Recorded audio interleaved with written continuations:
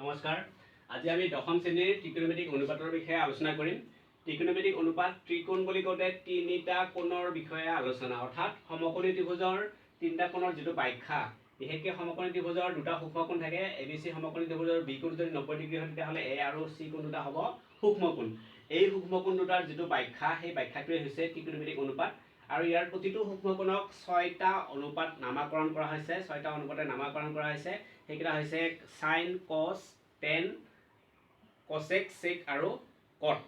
আৰু এই প্ৰতিটো সূক্ষ্মকোণক এই 6টা অনুপাতত ভাগ কৰিলে কোনটা বাহুৰ অনুপাত হয়, সেই অনুপাতটোৰ ব্যাখ্যাটোৱে হৈছে ত্ৰিকোণমিতিক অনুপাত। গতিকে এইটো এটা ত্ৰিকোণমিতিকৰ প্ৰাথমিক ধাৰণা। এই অনুপাতটোৰ সহায়ত জানা থাকিলে আমি ত্ৰিকোণমিতিক অভেদবোৰ বুজিবলৈ পাৰোঁ। তেতিয়াহ'লে এই ত্ৰিকোণমিতিক অনুপাতৰ অভেদৰ সহায়ত ত্ৰিকোণমিতিক সমস্যাবোৰ সমাধান কৰিবলৈ আমাৰ সহজ হয়। যি কি নহওক, প্ৰথম এতিয়া আমি বুজিব লাগিব এই চিত্ৰটো দিয়া আছে ABC সমকোণী ত্ৰিভুজৰ বি কোণটো 90 ডিগ্ৰী ধৰি লৈছো আমি। ABC সমকোণী ত্ৰিভুজৰ বি কোণটো 90 ডিগ্ৰী আৰু 90 ডিগ্ৰী কোণৰ বিপৰীতে থকা বাহুটো হৈছে অতিভুজ। এতিয়া বি কোণটো যদি 90 ডিগ্ৰী হয় তেতিয়াহ'লে এ কোণটো আৰু চি কোণটো দুটা হৈছে সূক্ষ্মকোণ। এতিয়া প্ৰথমতে আমি এ কোণৰ ত্ৰিকোণমিতিক অনুপাত কেইটা উলিয়াব গৈ আছো। গতিকে এ কোণৰ অনুপাত কেইটাৰ প্ৰথম আমি উলিয়াম যে সাইন এ, অৰ্থাৎ এ কোণৰ সাইন এ সমান হ'ব। সাইন এৰ মান যদি উলিয়াব লাগে তেতিয়াহ'লে আমি জানিব লাগিব এ কোণৰ বিপৰীত বাহু হ'ব BC ডিভাইডেড বাই অতিভুজ। অৰ্থাৎ আমি ওপৰত লিখিব লাগিব এ কোণৰ বিপৰীত বাহুটো আছিলে BC অনুপাত কি আছিলে অতিভুজত আছিলে AC। ঠিক তেনেকৈ কস, এইটো যদি আমি কসত উলিয়াবলৈ যাওঁ, কস উলিয়াবলৈ গ'লে আমাৰ কি হ'ব সন্নিহিত বাহু, এ কোণৰ সন্নিহিত বাহু মানে এ কোণৰ লগত লগ লাগি থকা বাহুটো। এডালটো অতিভুজ হয়, এডাল লগ লাগি থকা বাহু। গতিকে কস এ সমান হ'ব এ কোণ এৰ সন্নিহিত বাহু অনুপাত অতিভুজ। অৰ্থাৎ এৰ সন্নিহিত বাহু লিখিব লাগিলে আমি লিখিব লাগিব এ কোণৰ সন্নিহিত বাহু AB আৰু অতিভুজডাল আছে AC। এচিডাল হৈছে অতিভুজ। ঠিক তেনেকৈ টেন এৰ মানটো উলিয়াব গ'লে এ কোণৰ বিপৰীত বাহু অনুপাত এ কোণৰ সন্নিহিত বাহু। অৰ্থাৎ এ কোণৰ বিপৰীত বাহু আছে BC, এ কোণৰ বিপৰীত বাহু BC আৰু এ কোণৰ সন্নিহিত বাহু হৈছে AB, BC বাই AB। যদি আমি সাইন, কস, টেনৰ অনুপাতকেইটা মনত থাকে উলিয়াবলৈ, তেতিয়াহ'লে অনুপাতকেইটা মনত থাকে তেতিয়াহ'লে আমি ইয়াৰ পিছত এটা অতি সহজতে উলিয়াব পাৰোঁ। কাৰণ কিয় সাইনৰ সম্পূৰ্ণ বিপৰীতটো হৈছে কসেক।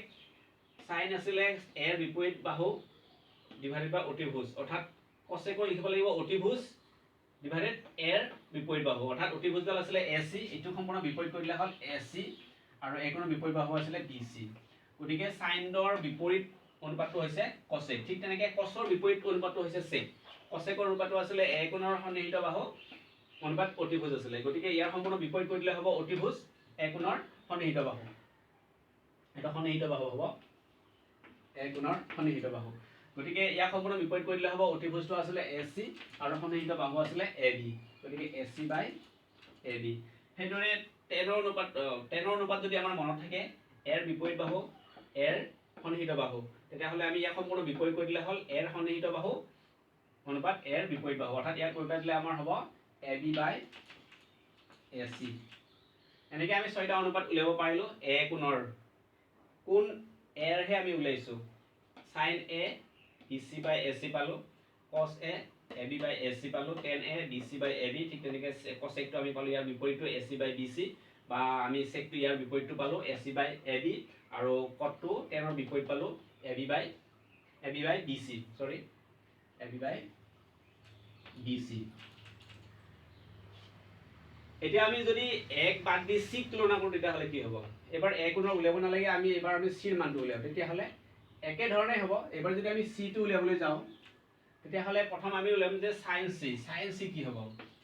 সাইন চি একেদৰে আমি চিৰ বিপৰীত বাহু অতিভুজডাল AC আছে, কিন্তু চিৰ বিপৰীত বাহু আছে AB। গতিকে ইয়াৰ ক্ষেত্ৰত কি হৈ যাব? ইয়াৰ মানটো হ'ব AB বাই AC। ঠিক তেনেকৈ কস চি যদি মান উলিয়াব লাগে, কস চি AC কোণৰ কসৰ মানটো যদি উলিয়াব লাগে তেতিয়াহ'লে কস চি উলিয়াব লাগে। তেতিয়াহ'লে কি হ'ব? চিৰ সন্নিহিত বাহু বাই অতিভুজ। গতিকে অতিভুজডাল AC আছে, সন্নিহিত বাহুডাল চিৰ সন্নিহিত বাহু আছিলে BC। গতিকে এইটো হ'ব BC। ঠিক তেনেকৈ টেন ইয়াৰ ঠাইত যদি আমি টেন চি উলিয়াব লাগে, চি কোণৰ টেনৰ মানটো উলিয়াব লাগে, তেতিয়াহ'লে এইটো হ'ব চিৰ বিপৰীত বাহু চিৰ সন্নিহিত বাহু। গতিকে চিৰ বিপৰীত বাহু আছিলে AB,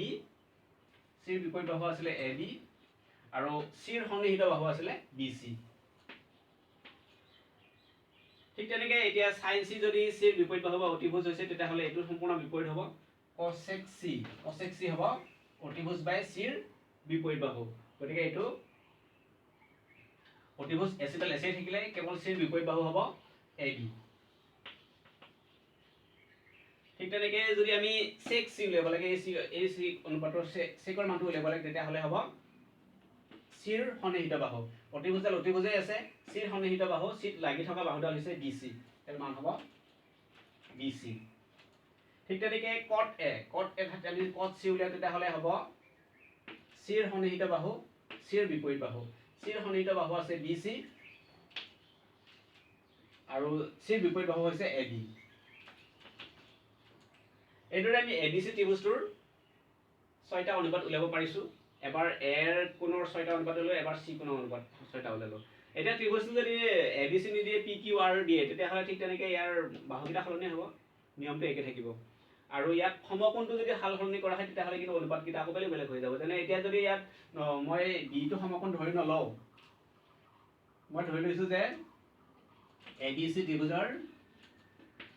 ত্ৰিভুজৰ এটো 90 ডিগ্ৰী বুলি ধৰি ল'ম, তেতিয়াহ'লে সূক্ষ্মকোণ দুটা বি আৰু চি পালো। তেতিয়াহ'লে আমি কি পাম sin b আৰু sin c ৰ মান বা sin cos tan ৰ c আৰু b আৰু c ৰ মানহে উলিয়াব পাৰিম, কাৰণ সূক্ষ্মকোণ দুটা b আৰু c, ইয়াৰ সূক্ষ্মকোণ দুটাৰহে অনুপাতকেইটা আমি আলোচনা কৰিছোঁ।